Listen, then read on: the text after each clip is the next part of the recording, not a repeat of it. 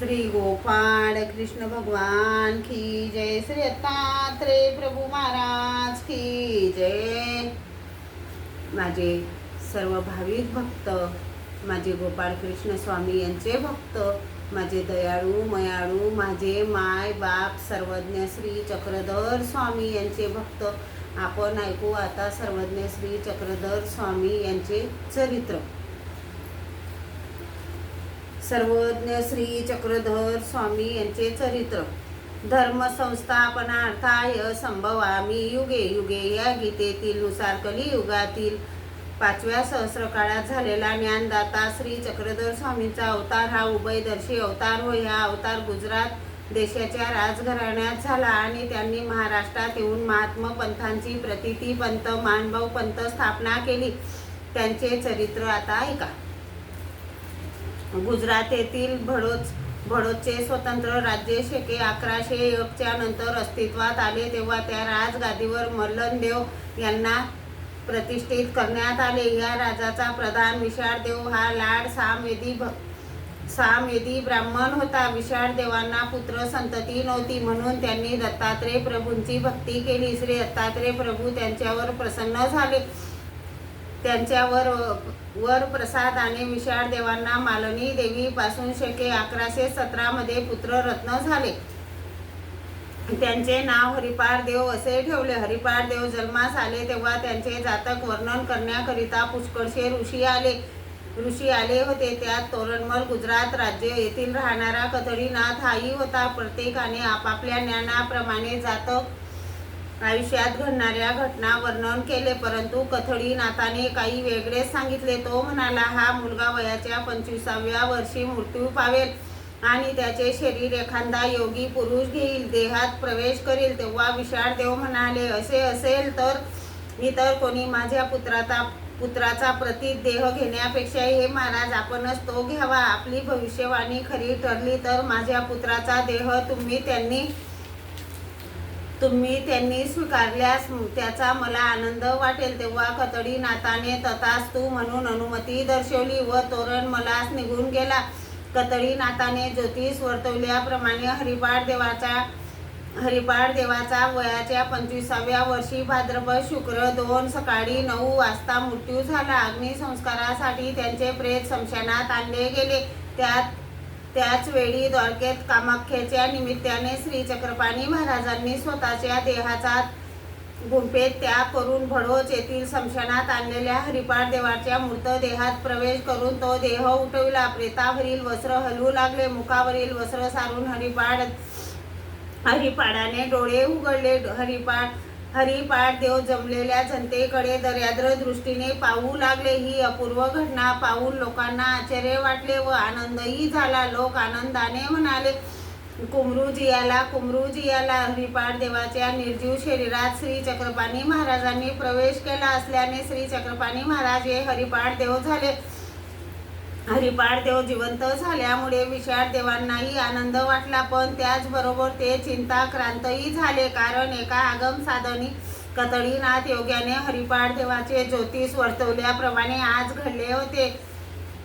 हा आपला मूळ पुत्र नसून त्यांच्या देहात प्रविष्ट झालेला कथळीनाथ आहे। हे वास्तव्य सत्य लोक विसरले असले तरी विशाळदेव विसरू शकले नाहीत। म्हणून लोक पदावास्तव ते स्तब्ध असले तरी त्यांच्या अंतःकरणात विचारांचे काहूर माजले व ते मनातून दुःखी राहिले। हरिपाळ देव जिवंत झाल्यावर त्यांना पालखीत बसून वाद्याचा घोष करीत राजवाड्यात आणले। गुढ्या तोरणे उभारून नगर शृंगार केला, पण विशाळदेवाच्या मनात समाधान नव्हते।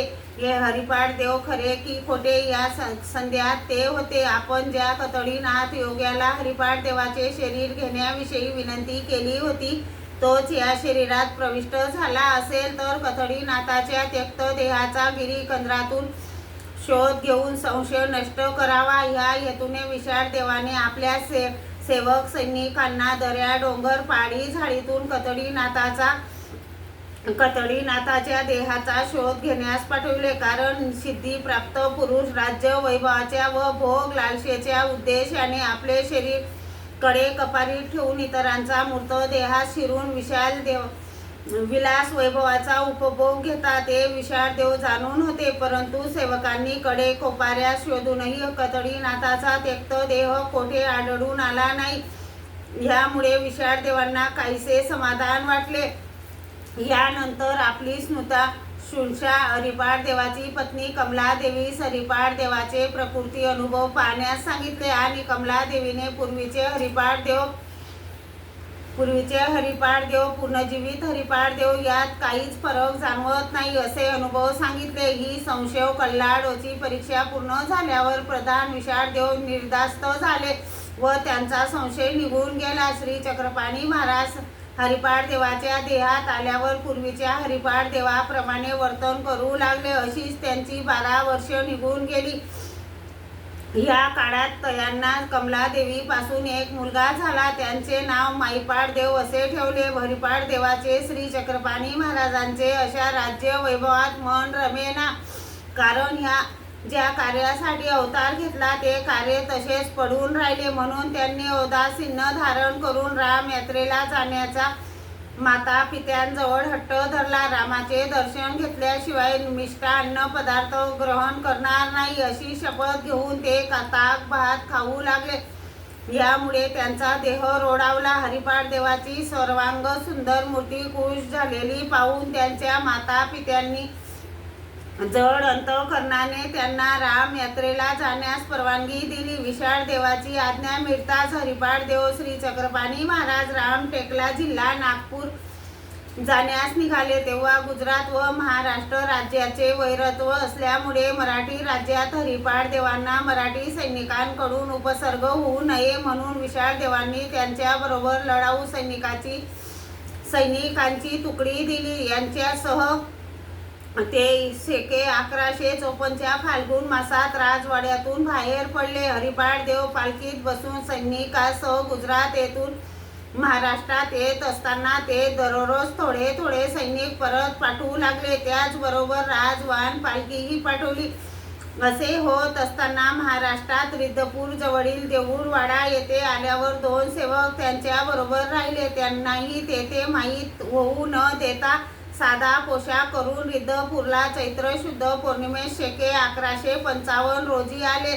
तेव्हा रिद्धपूर येथील राधवन हाटात खानवाडीच्या बाजारपेठेत श्री गोविंद प्रभूंची आणि हरिपाठ देवांची भेट झाली. तेथे त्यांनी श्री गोविंद प्रभू पासून अनुग्रह घेतला, ज्ञान शक्तीचा स्वीकार केला व जीव उद्धरण कार्यास प्रारंभ केला. श्री गोविंद प्रभूंनी हरिपाठ देवाचे नाव श्री चक्रधर असे ठेवले. श्री दत्तात्रेय प्रभू पासून श्री चक्रपाणी प्रभू पासून श्री गोविंद प्रभूंनी व श्री गोविंद प्रभूंपासून श्री चक्रधर स्वामींनी ज्ञान शक्तीचा स्वीकार केल्यामुळे श्री चक्रपाणी अभय दृश्य व श्री गोविंद प्रभूंचे परदृश्य या दोन्ही ज्ञानशक्ती श्री चक्रधर स्वामींच्या अवतारात एकत्र झाल्यामुळे श्री चक्रधर स्वामी हे उभयदर्शी अवतार मानवले जातात. यानंतर श्री चक्रधर स्वामींनी हरिपाठ देवांनी पूर्वीचे वस्त्र उतरून ठेवली व डोक्याला आणि कमरेला 4 हाताचे वस्त्र गुंडाळून ते रिद्धपूरहून निघाले. ही वेशभूषा संन्यास धर्माची नसून त्यांच्या विरक्तीची व उदासीनतेची निर्देशक होती. या उदास स्थितीत ते तहान लागली तरी कुणास पाणी पिण्यास मागायचे नाहीत. नदीच्या काठी जायचे आणि दोन्ही हात टेकून तोंडानेच पाणी पित असत. पायात प्राताने घालायची नाही, त्यामुळे रस्त्यातील काटे रुतत असत. वनातून चालताना झाडाचे काटे अंगात रुतत असत. त्यामुळे त्यांच्या सुकुमार देहातून निघालेले रक्ताचे थेंब जणू रत्नामध्ये हिरे जडवल्याप्रमाणे चमकत असत. डोक्यावरील मोकळे केस झाडाला अडकले तरी ते आपल्या हाताने काढीत नसत. केस अडकल्यास स्वामी तेथेच उभे राहायचे. वाऱ्याने जेव्हा केस मोकळे होतील तेव्हा तेथून प्रयाण करायचे. भिक्षा घ्यायची असल्यास ती हातावरच घ्यायची आणि नदी काठी जाऊन तेथील खडक पायांनी स्वच्छ करून त्यावर हातातील अन्न ठेवून भोजन करायचे. उदास वृत्तीने राहणारे स्वामी कोणाशी बोलत नसल्यामुळे लोक त्यांना मुनी बाबा त्यांचा गोर वर्ण पाहून गोमटे देव आणि अंगावरील अपुऱ्या वस्त्रामुळे नग्न देव असे म्हणत अशा प्रकारे स्वामींनी एकांत कालात 31 वर्षे 9 महिने व्यतीत केले. या कालात स्वामींना माधव ब्राह्मण, भांडारेकर, हंसाबाई, सारंगधर, रंगार वासनीकर, शेंदूरजनीचा ब्राह्मण व तेथील बाई, चर्मकार रामदेव वडनेरकर, सालबडी येथील मुक्ताबाई, उदळीनाथ इत्यादी दर्शनीय वेदवंत बोधवंत अधिकारी जीव भेटले. त्यांना त्यांच्या पुण्यकर्मानुसार ज्ञानदान देण्याचे कार्य केले. स्वामींनी एकांत काल एकटेच असत, सोबत कोणी नव्हते, म्हणून एकांत संपून शके 1186 पौष पौर्णिमेच्या दिवशी श्री क्षेत्र पैठण येथे आले. तेथे येऊन त्यांनी संन्यास धारण केला आणि येथूनच त्यांचे जीवोद्धरण करण्याचे खरेखुरे कार्य सुरुवात झाले. स्वामी एकांतातून लोकांतात आल्यावर त्यांना पुष्कळसा शिष्य परिवार मिळाला. त्यापैकी बाईसा नागदेवाचार्य, माईल भट्ट, दाईंबा, चांगदेव भट्ट, जानव उपाध्ये, नाथोबा, शांताबाईसा, महादाईसा, खेई, गोई, सादाईसा, औसा, आबाईसा इत्यादी प्रमुख होत. याशिवाय 16 मंडळी दर्शनीय 116 मंडळी दर्शनीय होती. या सर्व शिष्य परिवारात श्री नागदेवाचार्य मुकुटमण्याप्रमाणे शोभून दिसत असत. त्यांना ज्ञान प्राप्त झाल्यापासून त्यांनी आपला समग्र वेळ स्वामी श्री चक्रधराच्या चिंतनात व पंथांचा प्रसार करण्यात घालविला. स्वामींनी आपले ज्ञानदानाचे कार्य 8 वर्षे 1 महिना 4 दिवस केले. या 8 वर्षाच्या काळाचे 2 भाग पाडले जाता. एक पूर्वार्ध काळ, दुसरा उत्तरार्ध काळ. बाईसांना प्रेमदान दिल्यापासून श्री नागदेवाचार्यांना संन्यास घेईपर्यंतचा काळ 4 वर्ष 1 महिन्याचा भरतो. यास पूर्वार्ध काळ आणि श्री नागदेवाचार्यांनी संन्यास घेतल्यापासून स्वामींच्या उत्तरपंथे गमनापर्यंतच्या 4 वर्ष 4 दिवसाच्या काळात उत्तरार्ध म्हणतात. एकांकानंतर स्वामींनी 8 वर्षाच्या काळात महाराष्ट्रातील जनतेला मराठी भाषेतून व्यावहारिक व धार्मिक तत्त्वे सांगितली. उपदेश करताना अहंकाराचा लवलेश किंवा अन्य धर्माचा द्वेष नसे सांगितलेली तत्त्वे स्वामींनी प्रथम स्वतः आचरणात आणली, मग लोकांना सांगितली. ती अशी: अहिंसा, ब्रह्मचर्य, सत्य, प्रिय भाषण, सत्यावर्जो, त्रिविधी भूत, मैत्री, दर्याद्रता, व्रत, त्याग, प्रवृत्ती धर्म, निवृत्ती धर्म, वैदिक धर्म, महाराष्ट्राविषयी प्रेम, निर्भयता, व्यवहार नीती इत्यादी अनेक आचार तत्वे जनतेला पटवण्याचा प्रयत्न केला. स्वामींनी आपल्या तत्वज्ञानात जीव, देवता, प्रपंच, परमेश्वर ह्या 4 वस्तू नित्य व अनादीच्या असल्याचे सांगितले. या 4 पदार्थाची माहिती वस्तू सत्य दर्शन या विषयात दिली आहे. एकंदरीत स्वामींनी गृहत्यागानंतर 40 वर्ष महाराष्ट्रभर पायी हिंडून ज्ञानदानाचे महान कार्य केले.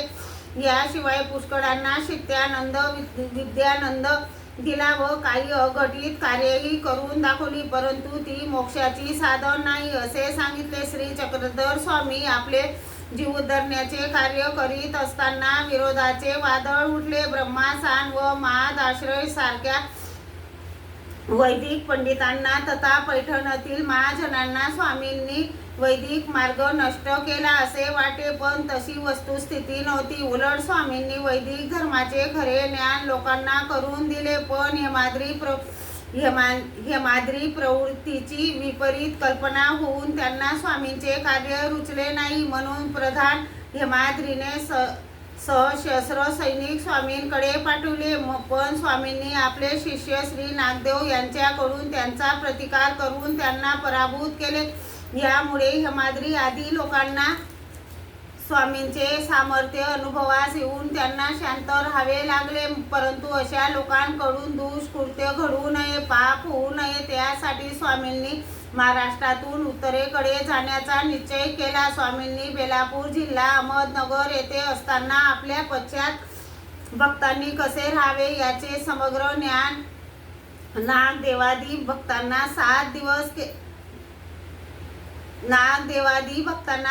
दिवस केले. शेवटी श्री नागदेव भट्टांना आचार्य पद प्रदान करून त्यांना म्हणाले की तुम्ही भक्त मंडळीसह श्री गोविंद प्रभूंच्या सन्निधानात राहावे. असे सांगून माघ कृष्ण पक्ष चतुर्थी शके 1194 रोजी बेलापूरहून निघाले आणि क्रमोशे मुक्काम करीत करीत रिद्धपूर जवळील दाभेरी येथे आले.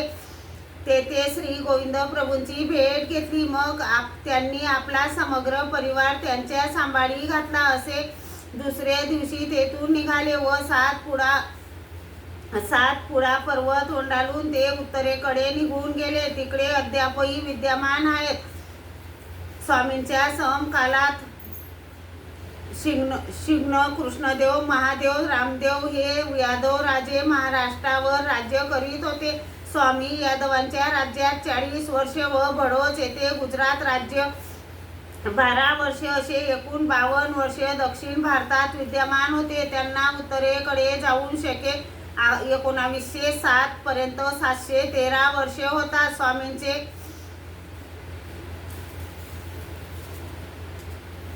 त्यांना उत्तरेकडे जाऊन शके 1907 पर्यंत 713 वर्षे होतात. चक्रधर स्वामी खूप दयाळू, मयाळू, कनवाळू, कृपाळू आहे. श्री गोपाळ कृष्ण भगवान की जय.